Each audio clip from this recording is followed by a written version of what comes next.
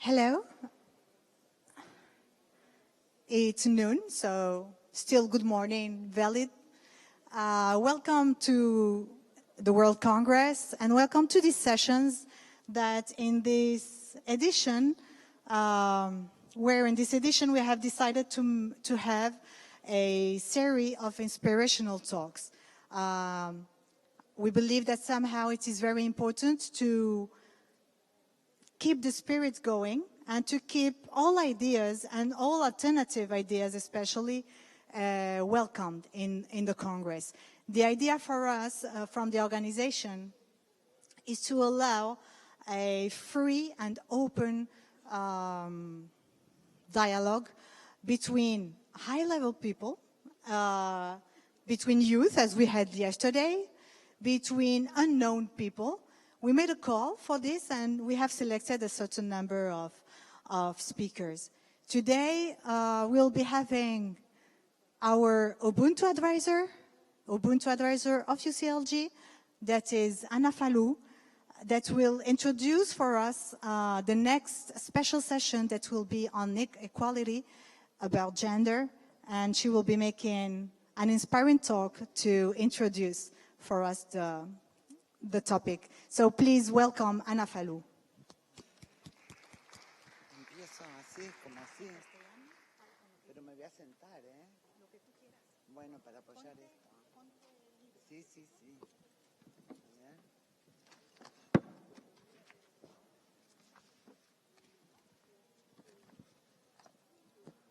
Well, I'm going to start in English, but to be honest, I will continue in my mother tongue, that is Spanish.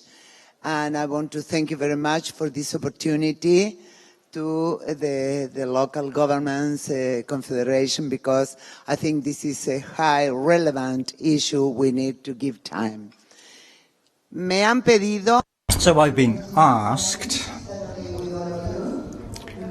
Have a micro. If not, I can do it in English.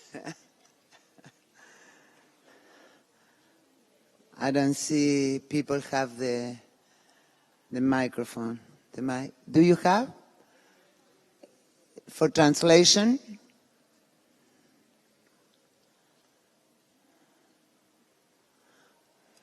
Well, I can try to continue in English, no problem.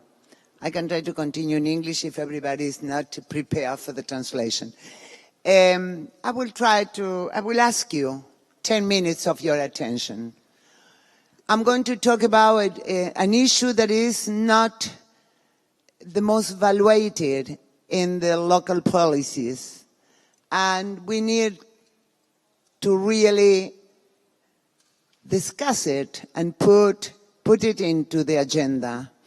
I'm going to address two women issues, women empowerment in the local agendas, not thinking in a binary world of men and women, recognizing the diversity of identities, but addressing under women to all the diversity of the society.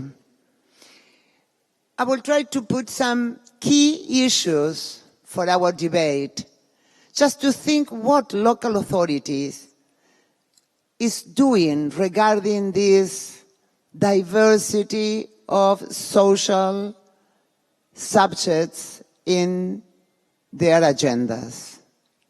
We have a new political emergent sujeto, I don't know how to say that in English. Subject. Women voices all around the world, whether in India, in any Asiatic country, African country, Latin American, women voices are rising. And for us, the agenda, the women empowerment agenda, we think that the center of that agenda should place inequality. Why inequality? Because we have to distinguish between inequality and poverty.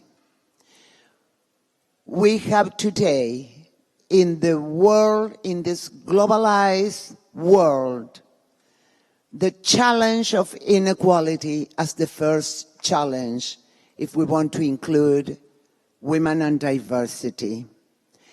The main question, because we are living in an obscene world, a world of obscene inequalities between richness and poor. And this is the first point I would like to raise. The second one is, and it's a main question related to the right to the city. We are discussing and we are working in the global platform for the right to the city on the right to the city for women. But when we are thinking about the right to the city,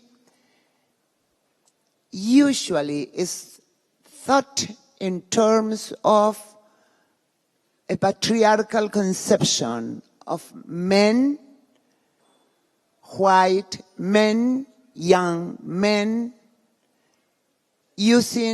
working and circulating in the urban territories. And in the model of cities we have today, and I'm sure you will recognize your own cities in what I'm going to say, these extended, fragmented, segregated cities, the quality of the urban is in tension with the citizens' rights. The quality of those segregated, extended cities is putting in an enormous tension the rights, the citizens' right of the people.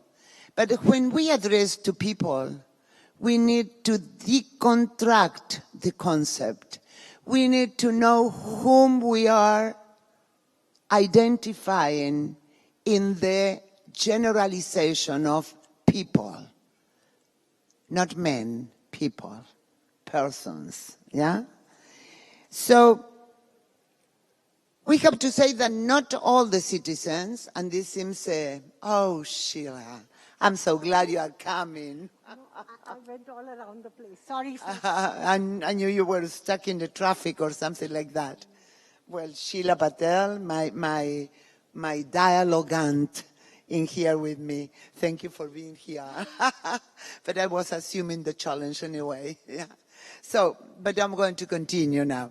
So, what I want to affirm is that not all the citizens have the same material resources, neither the symbolic ones, to be able to appropriate the cities and the urban in the same way, or to transform them in accordance with their wishes or intentions. It's not the same to be poor or rich, but it's not the same to be man or woman, child or adult, elderly. So indigenous or Afro-descendant in my continent in Latin America, or be LGBTQ population. We have an enormous diversity of population that is also the diversity we women are transversalized. So the city speaks differently.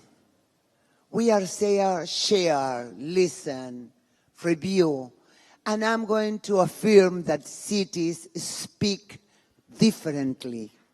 There is a talk of the city according to these different conditions and situations. And we also have to say that we are not thinking in a city that is, we need to think that cities are the opportunity for confrontation also. We are not thinking in a sterilized city. Do you say like that? We are saying we need to include people. We need to visibilize these different subjects. But we are not thinking in an sterilized city. We want the city of the confrontation because only in those locus of confrontation of the different voices we need to listen, to review, to share with, will be the possibilities of narrowing these differences and narrowing the big gap between the inequalities. So the recommendation will be, and this is one point I would like to discuss with all of you, not only how to commit more efficiently the local authorities on the right of women to the cities, but how do we promote participation? But participation in a substantive concept of participation with different stakeholders, with grassroots women, with professionals, with community leaders. So to listen those voices and to let them speak about the city, because they will have something different to say to us. We don't know all what we need to know to really work in that line. And we also need to train the people that is working in the local governments, because I'm always saying that it's not a perversity. It's also a matter of ignorance. Maybe in the local authorities, politicians, technicians, no matter the sex, this is not a sex matter. There are many women that are as patriarchal as men. We need the change of the symbolic word, the cultural approach. We need people that will understand the value of those more than the 50% of the population that are contributing with taxes, that are voting, that are deciding, and that are not seen in the local spheres. So this is my second point of recommendation, to interrogate the patriarchal policies and political approaches and to revert listening the people. The third point I want to make, to go very, very fast, is the prevailing division between public and private spaces, which is primarily rooted in gender-based division of labor.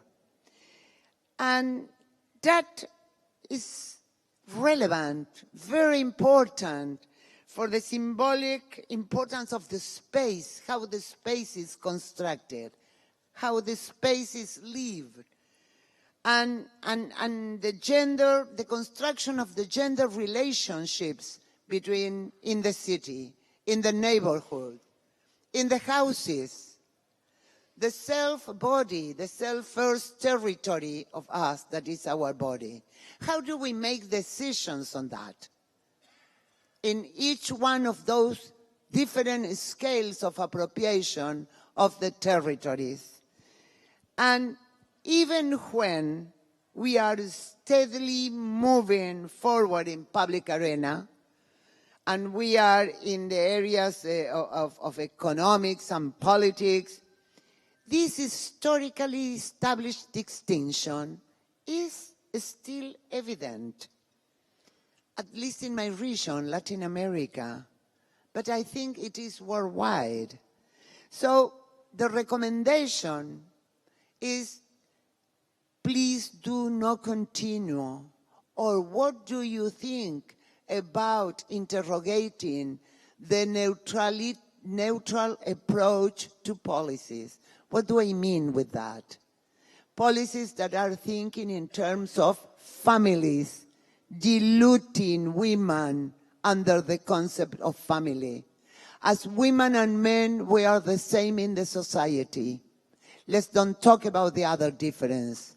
But just women and men are completely different. And I want to close with this so we can have the opportunity of an interchange. We need to recognize and to recognize that women use time different than men. The most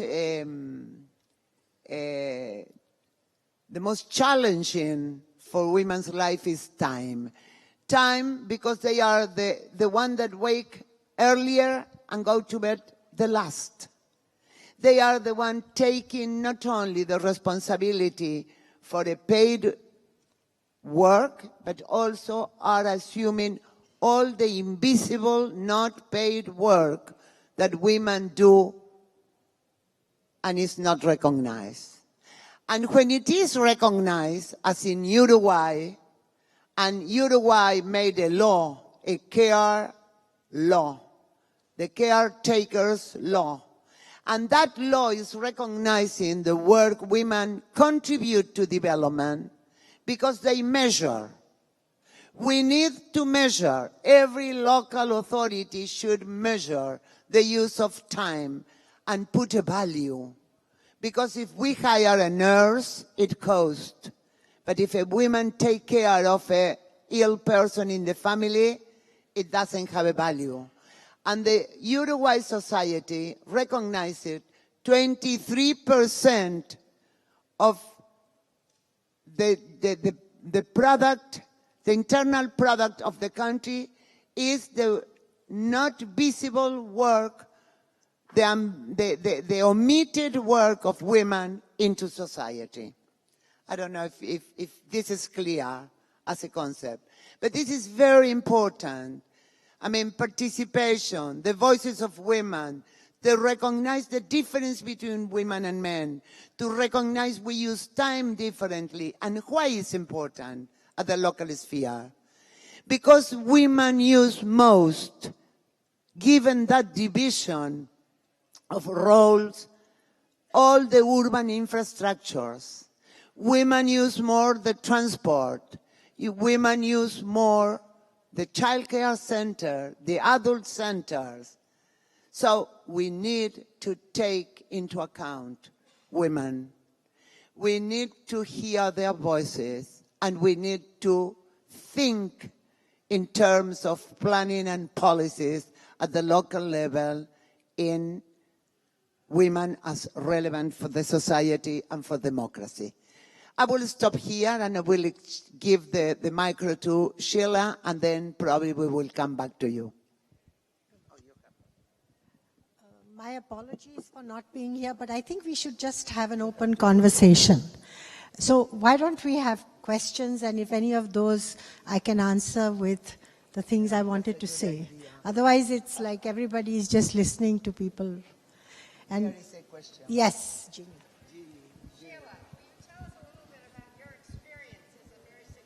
Speakers, please use microphones when asking questions. The question was to provoke me to give you a lecture for 1.5 hours on organizing communities. Yeah, we'll share.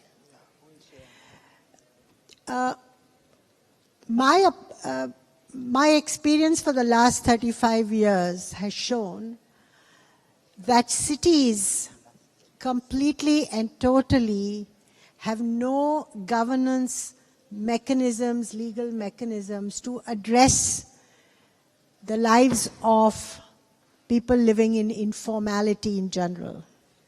And within that scope of working, not being able to look at informality, the roles and functions that women play in that very, very difficult situation is, like you expressed, something which is completely unaccounted for. So our strategy has been that for all poor women, their families and communities and their survival are very critical.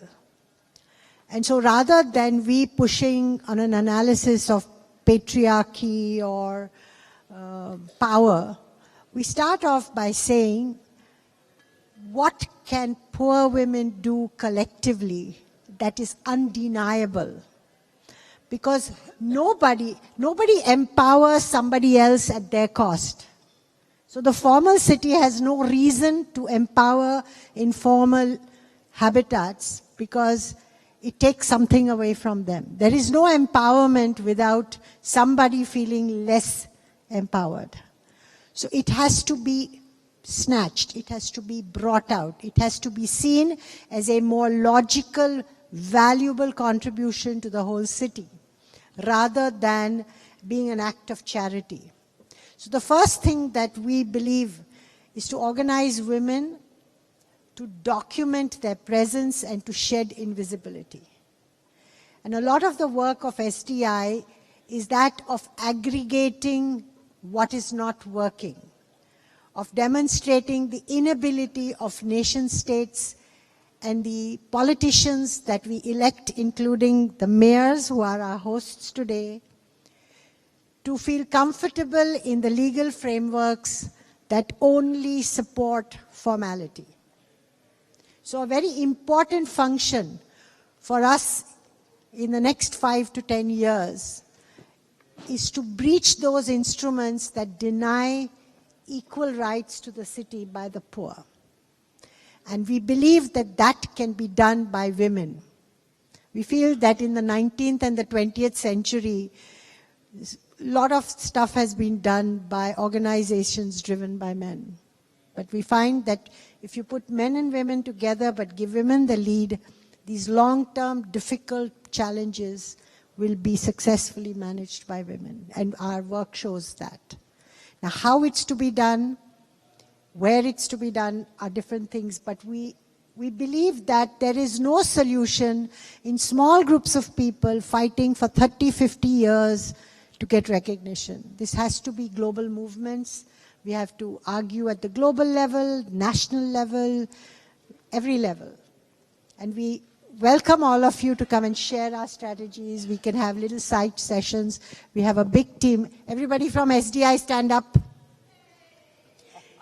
We are there. We believe in aggregation. We believe in the power of numbers.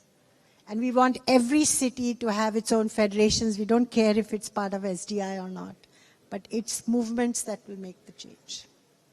I don't know if that solves your problem. Okay. Can we have another question? Yes. There is a question. Thank you. Afternoon, everyone. Do we have programs on the grassroots level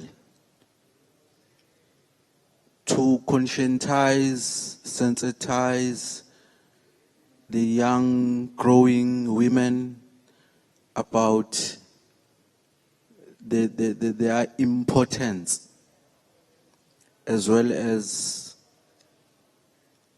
the sense of being a woman, so that we qualitate their well-being?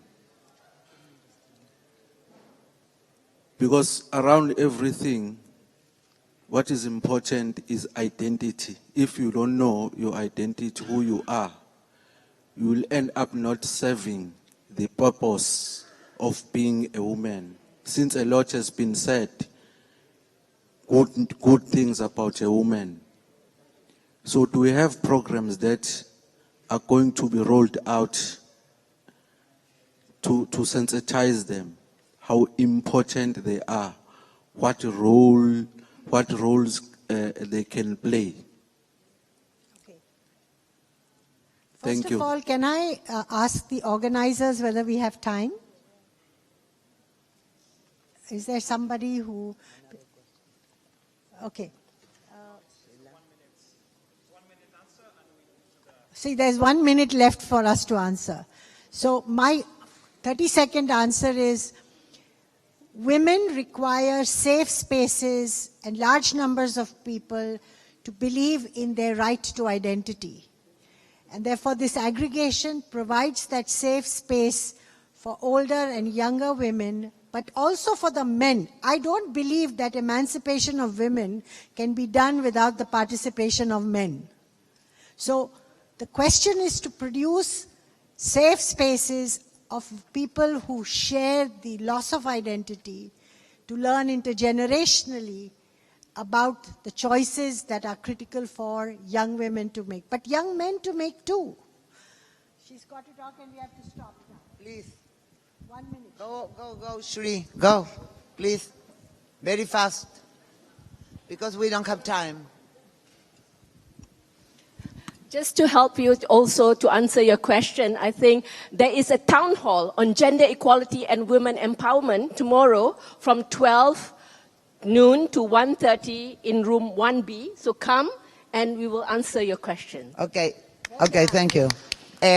Just to close, because there are a lot of issues to discuss, I will insist, hear the voices of women, improve political participation of women, we should move to parity, create mechanisms in your local governments, mechanisms that can monitor and contribute to gender policies and gender vision, allocate resources, and do data collection, disaggregated data collection. We need arguments, and argument is only through knowledge. And we need to listen the voices and the participation of women. We have a lot of experience we could share. The one that is being raised by the Wairu Commission and the networks, the global platform for the right to the city through the women's group and the gender group, and very concrete experiences as the voices of women in the neighborhood and the communities raising their own agendas. That's it. Sorry for the time, it's so short. Time is the most scarce in our life. Thank you.